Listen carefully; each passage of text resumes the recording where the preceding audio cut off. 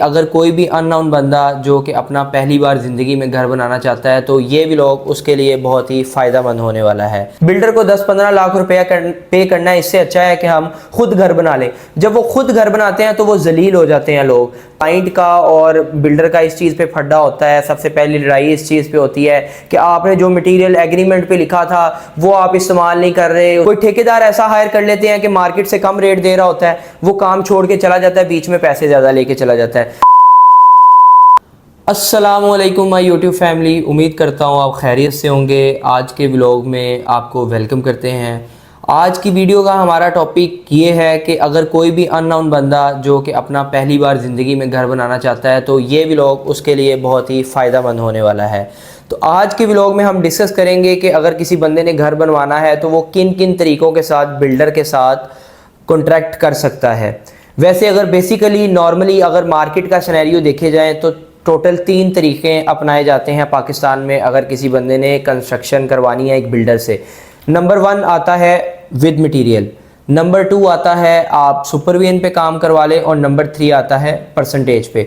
तो इन तीनों के बारे में मैं अलग-अलग से डिटेल में बात करूंगा और ये सारी इस डिटेल में जाने से पहले मैं आपको सबसे पहले ये बताऊंगा कि एक बिल्डर से घर बनवाने में और ख़ुद घर बनवाने में किन किन चीज़ों में डिफरेंस आता है। सबसे पहली बात, अगर आप किसी बिल्डर के साथ काम करते हैं तो बिल्डर एक अच्छे आर्किटेक्ट के साथ अटैच होगा। अगर अच्छा आर्किटेक्ट आपके घर की ड्राइंग बनाता है तो उसमें सबसे पहली चीज़ ये आ जाती है कि आपके जो घर की मैप होगा, जो नक्शा होगा, जो घर में जितने भी आपके साइजेस वगैरह होंगे, जो जगह होगी वो ज़ाया नहीं होगी। सबसे पहला फ़ायदा तो आप बिल्डर जो है वो आपको आर्किटेक्ट के साथ अप्रोच करवा के वो दे देता है कि आपके घर की ड्राइंग अच्छी कर देता है। दूसरा, आपके घर का एलिवेशन अच्छा कर देता है। उसके बाद दूसरे फ़ायदे की अगर हम बात करें, जब आप बिल्डर से अटैच होते हैं तो बिल्डर मार्केट के साथ इंटरलिंक होता है। बिल्डर को चीज़ों के रेट्स वगैरह का पता होता है, तो बिल्डर आपको ये बेनिफिट लेके देता है मार्केट से कि आपको चीज़ें सस्ती ले देता है, आपको परचेजिंग में हेल्प आउट करता है। जो आप बिल्डर को 10-15 लाख रुपया पे कर रहे होते हैं, वही 10-15 लाख रुपया जब आप खुद काम करते हैं तो वो आप ज़्यादा मार्केट में परचेजिंग में इन्वेस्ट कर देते हैं। उसके बाद तीसरी चीज़ क्या है? तीसरी चीज़ सबसे इंपॉर्टेंट चीज़ है कि जब बिल्डर आपकी साइट पे विजिट करता है तो जो लेबर काम कर रही होती है, आम बंदा लेबर को मैनेज नहीं कर सकता। एक बंदा जो कि हर वक्त 24 घंटे लेबर के साथ इंटरलिंक रहता है, उसको पता है कि लेबर के साथ किस तरीके से चलना है। जो सबसे ज़्यादा मसला हमारे मुल्क में ये आता है कि वो जब बिल्डर के पास आते हैं तो वो ये कहते हैं कि यार हमने बिल्डर को 10-15 लाख रुपया पे करना है, इससे अच्छा है कि हम खुद घर बना लें। जब वो खुद घर बनाते हैं तो वो जलील हो जाते हैं लोग। कोई ठेकेदार ऐसा हायर कर लेते हैं कि मार्केट से कम रेट दे रहा होता है, वो काम छोड़ के चला जाता है, बीच में पैसे ज़्यादा लेके चला जाता है। तो मिसमैनेजमेंट हो जाती है लेबर को लेके जो क्लाइंट खुद घर बनवाता है। अब मैं आ जाता हूँ कि मोड्स ऑफ कंस्ट्रक्शन, यानी आप बिल्डर के साथ किन किन तरीक़ाकार से कंस्ट्रक्शन करवा सकते हैं। सबसे पहला आ जाता है विद मटीरियल।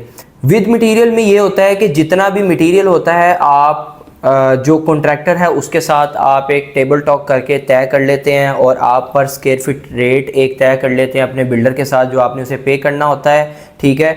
और उसके बाद आप एक विद मटेरियल एग्रीमेंट के अंदर बन जाते हैं और आप उससे आगे पीछे नहीं हो सकते और आपको उसके अंदर रहते हुए कंस्ट्रक्शन करवानी पड़ती है।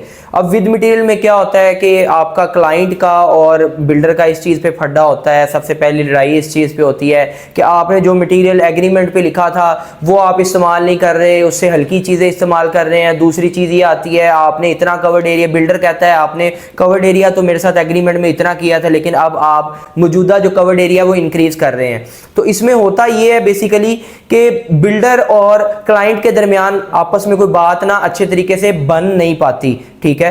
उसके बाद विद मटेरियल में होता ये है कि आपने जो भी जो क्लाइंट की रिक्वायरमेंट होती है वो ये होती है कि यार हमने top of the priority material लगाना है, और बिल्डर जो होता है वो कहता है अगर आपने top of the priority material लगाना है तो आपको रेट भी पे करना पड़ेगा। अब क्लाइंट जब मार्केट में रेट लेने जाता है तो वो मार्केट में रेट जो इस वक्त विद मटेरियल का जो रेट चल रहा है वो तकरीबन 2800 से 3000 चल रहा है। अब जो बंदा 2800 से 3000 रेट पे काम करेगा वो काम में मटेरियल अच्छा इस्तेमाल करेगा, और जो आपको मार्केट में 2300-2400 वाले हैं क्लाइंट उधर से रेट लेके वो 2800 वाले को भी खराब करता है। तो ये जो मोड है विद मटेरियल वाला, ये सबसे बुरा है अगर आप किसी कॉन्ट्रैक्टर के साथ चलते हैं, मेरे एक्सपीरियंस के हिसाब से। नेक्स्ट जो मोड आ जाता है, जो आप कॉन्ट्रैक्टर के साथ कंस्ट्रक्शन करवाना चाहते हैं, तो आप सुपरविजन आ जाता है।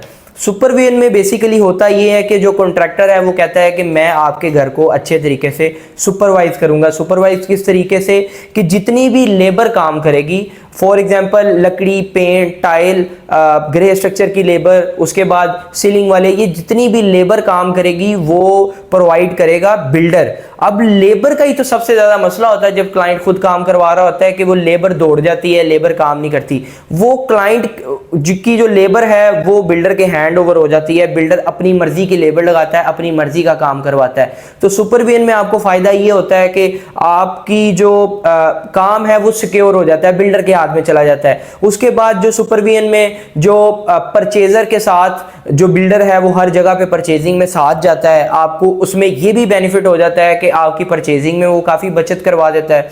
उसके बाद सुपरविजन में ये होता है कि विद मटेरियल में क्लाइंट इस शक में पड़ा रहता है, पता नहीं कितने पैसे कमा लिए हैं मेरे से बिल्डर ने, पता नहीं इसने मटेरियल अच्छा यूज किया नहीं यूज किया। ये सारी चीजें भी सुपरविजन में खत्म हो जाती हैं और बिल्डर बड़े एक शफाफ तरीके से एक अमाउंट तय कर लेता है कि मैं आपसे फॉर एग्जांपल 10 मरले का 20 लाख रुपया लूंगा, ये मेरी प्रॉफिट है, आप इसके साथ मेरी इंस्टॉलमेंट्स वगैरह बना लें कि ग्रे स्ट्रक्चर शुरू होने से पहले एडवांस, उसके बाद पहला लेंटर, दूसरा लेंटर, फिर सीलिंग, और इस तरीके से इसकी सारी इंस्टॉलमेंट्स वगैरह बन जाती है। तो इसमें क्लाइंट जो है वो काफ़ी, मेरे ख्याल से काफ़ी हद तक कंफर्टेबल हो जाता है और उसका काम भी अच्छे तरीके से हो जाता है। जो तीसरा मोड है परसेंटेज का, जो कि इस टाइम मार्केट में बहुत ज़्यादा चल रहा है। आप ये कह सकते हैं कि ये सुपरविजन को एक दूसरा नाम दिया गया परसेंटेज, लेकिन इसमें ये होता है कि आपके घर पे जो मौजूदा कॉस्ट आनी है, एक एवरेज कॉस्ट निकाल ली जाती है। आपसे पूछा जाता है कि आपने कंस्ट्रक्शन किस तरह की करवानी है, आपने A+ कैटेगरी की कंस्ट्रक्शन करवानी है,